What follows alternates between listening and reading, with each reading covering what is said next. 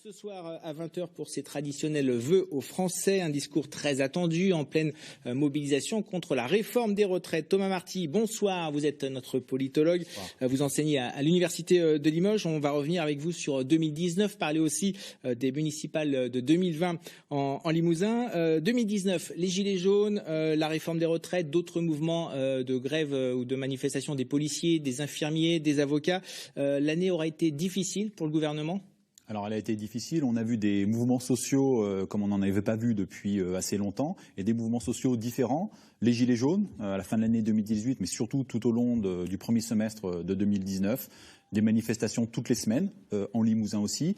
Des citoyens mobilisés dans les mouvements des Gilets jaunes qui auraient pu se porter candidats sur des listes européennes, qui pourraient aussi se porter candidats sur des listes pour les municipales. Mais finalement, on en voit peu. Donc c'est un mouvement social qui est un peu en suspens. Et puis bien sûr, le mouvement actuel contre la réforme des retraites, avec en première ligne le secrétaire d'État, ex-député de la Haute-Vienne, Jean-Baptiste Djebari, voilà, qui va sans doute être de bons conseils pour les vœux du président ce soir. Alors justement, ces vœux à 20h, quel doit être le mot d'ordre d'Emmanuel Macron ? On parle... Le mot d'ordre principal, ce serait l'apaisement.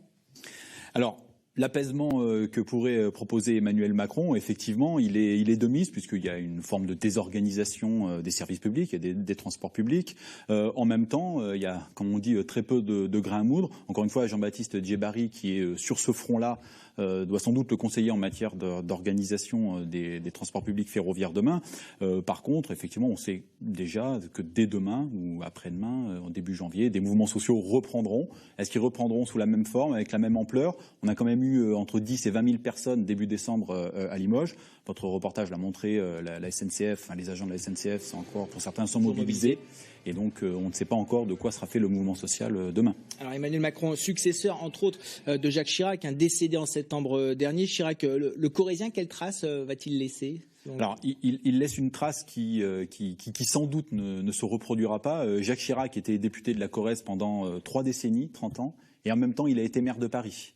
Donc ça, c'est un paradoxe, sans doute, des temps politiques anciens. C'est quelque chose, sans doute, qu'on ne reverra pas. Des carrières aussi longues, avec un ancrage politique aussi fort, sans doute qu'on n'en reverra pas demain. Et on a des municipales qui arrivent et qui proposeront à un certain nombre d'hommes politiques de s'engager. Mais avec des carrières aussi longues, sans doute qu'on ne le verra plus. Autre disparition de 2019 qui a marqué le Limousin en début d'année, celle de Gérard Van Den Broek, ancien président de la région Limousin. C'était un homme attaché au territoire. Un homme attaché au territoire qui a quand même eu comme particularité, alors il est mort la même année que Raymond Poulidor, qui l'appréciait, il a quand même pu présider Limoges Métropole, il a pu présider la région Limousin, il a été le dernier président de la région Limousin. La décennie qui s'achève a quand même vu la disparition de la région Limousin.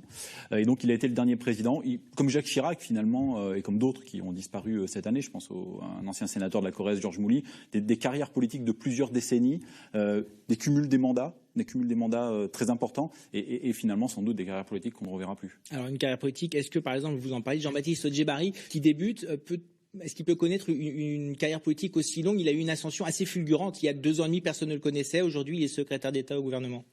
Alors, comme la plupart des députés nouvellement élus en Limousin en 2017, c'est effectivement, ce sont des carrières politiques fulgurante. On arrive, on n'a pas d'ancrage local, et donc la première épreuve, c'est celle des municipales pour pour les 5 députés La République En Marche de la région Limousin. Si après les municipales, La République En Marche et notamment Jean-Baptiste Djebari n'ont pas de position politique assise, n'ont pas d'ancrage politique local, on en revient à ce dont on parlait au début, les mouvements sociaux pourront sans doute reprendre de plus belle et faire la part belle finalement à une absence de médiation des élus. On va parler des municipales très rapidement. On voit les photos de 3 personnes, Monique Boulestin, Émile Roger-Lamberty, Jean-Baptiste Djebari. Ils vont s'affronter lors des municipales. Alors Jean-Baptiste Djebari sera le numéro 2 de Monique Boulestin. Sur Limoges, ça va être intéressant ? Alors sur Limoges, ça va être intéressant. Longtemps, pendant quelques mois, on a cru que Limoges s'endormirait un petit peu politiquement. Et finalement, on n'est pas loin d'avoir 8 listes, peut-être. Donc 4 listes à gauche, 4 listes à droite ou au centre. Et effectivement, Jean-Baptiste Djebari sera numéro 2 sur une liste, mais qui en même temps, entre la fin prévisible ou pas du mouvement des retraites et le début des échéances municipales, c'est vrai qu'il ne lui restera pas beaucoup de temps pour faire campagne. Eh bien, merci beaucoup Thomas Marty. Nous suivrons bien sûr tout cela sur France 3 Limousin, ces élections municipales avec un dispositif, vous le verrez, exceptionnel, une vingtaine de débats et surtout 2 grandes soirées électorales les 15 et 22 mars. Merci beaucoup. 4 tonnes de coquilles d'huîtres maintenant, rien à voir avec la politique.